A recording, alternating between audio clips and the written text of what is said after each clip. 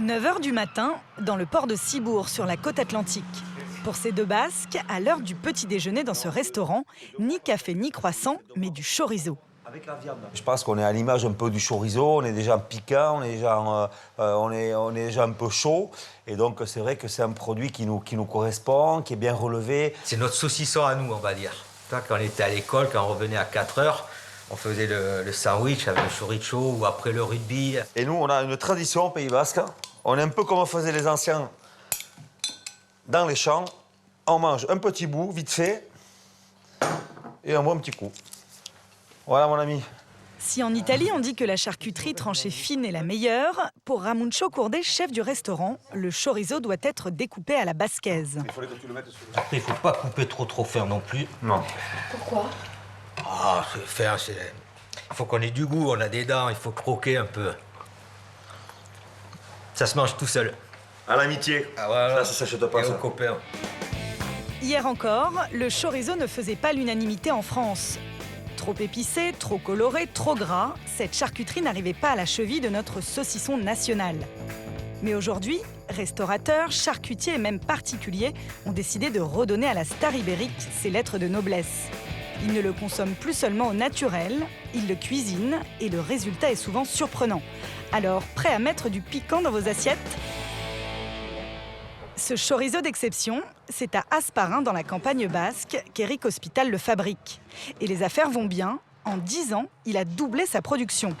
Le petit charcutier livre désormais la France entière et même les grandes tables parisiennes.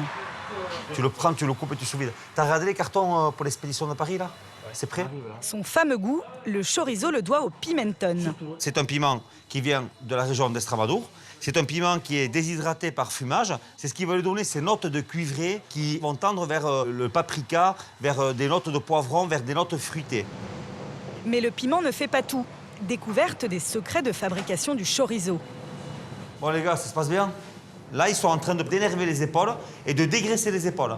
Et ces épaules, on va récupérer vraiment quelque chose de pur, sans gras et sans nerfs.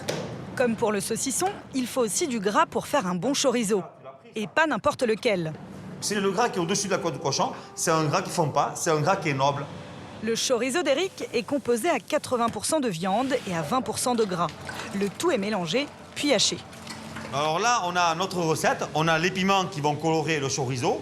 On a notre sel, un peu de poivre, un peu d'ail. Et après, je ne vous dirai pas tout le reste. Donc, on met bien notre recette à l'intérieur du mélangeur. Et c'est ce mélange orangé qui va faire que le saucisson devient chorizo. La préparation est ensuite embossée dans des boyaux naturels que l'on ficelle puis pique pour chasser l'air. Et ce chorizo, il va passer au minimum 24 heures en chambre froide. Le fait de rester dans le froid nous permettra aux bactéries naturelles qui sont présentes de ne pas se développer. Puis les chorizos vont sécher à l'abri de la lumière pendant 2 mois. C'est ici qu'ils vont commencer à prendre vraiment leur identité. Les piments vont commencer à avoir leur rôle et c'est là qu'ils vont commencer à parfumer, à tendre vers des goûts fruités. Avant d'être dégustés, ils perdront près de 50% de leur poids. À Cibourg, sur la côte basque, dans le restaurant de Ramuncho Courdet, on ne se contente pas de chorizo cru. On le cuisine et avec du poisson. À l'heure du déjeuner, anchois, Saint-Pierre et autres merlus sont grillés au feu de bois devant les clients.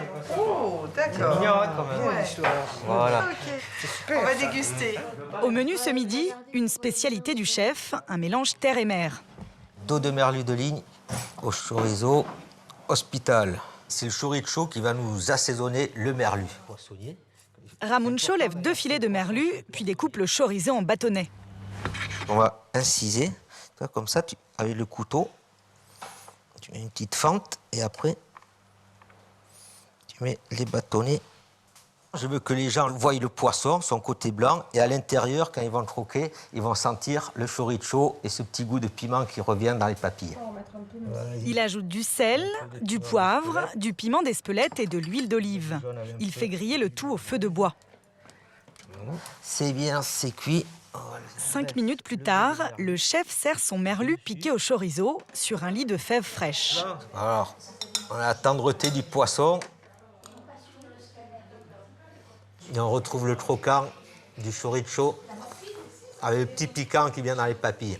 Ça relève le poisson sans dénaturer son goût. On sent le goût de merlu Et après, on sent légèrement le piquant du chorizo. Si le chorizo a conquis les restaurateurs, il fait aussi des émules chez les particuliers. À Bourg-en-Bresse, Marion, 26 ans, a pris l'habitude de le cuisiner pour donner à ses apéritifs un caractère espagnol.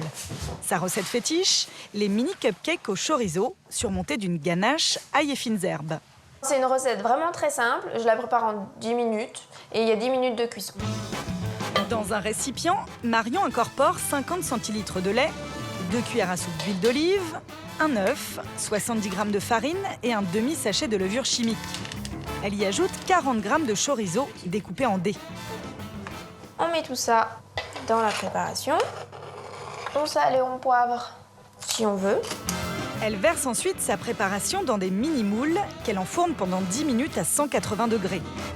Le temps pour elle de préparer sa ganache ail et fines herbes. Donc, il nous faut le pot de fromage à tartiner à l'ail et fines herbes. Un pot entier, de quoi bien couvrir ces 22 cupcakes. Et un tout petit peu de crème liquide. On se munit d'une poche à douille pour pouvoir garnir les petits cupcakes. Et pour la décoration, une dernière touche de chorizo. Et là, c'est fini. Plus qu'à déguster. Salut les filles! Installez-vous. Cet apéritif à l'espagnol séduira-t-il ses convives? Super bon. En fait, moi je m'attendais à quelque chose de plus fort en fait en bouche. Et finalement, avec le fromage, c'est super bien, c'est très équilibré. Ça change un petit peu du chorizo qu'on trouve sur les pizzas et qu'on trouve voilà, dans des choses qui font pas chic. Là, au moins, voilà, ça se présente bien et en plus c'est bon, donc voilà. À vous maintenant d'oser le chorizo dans votre assiette.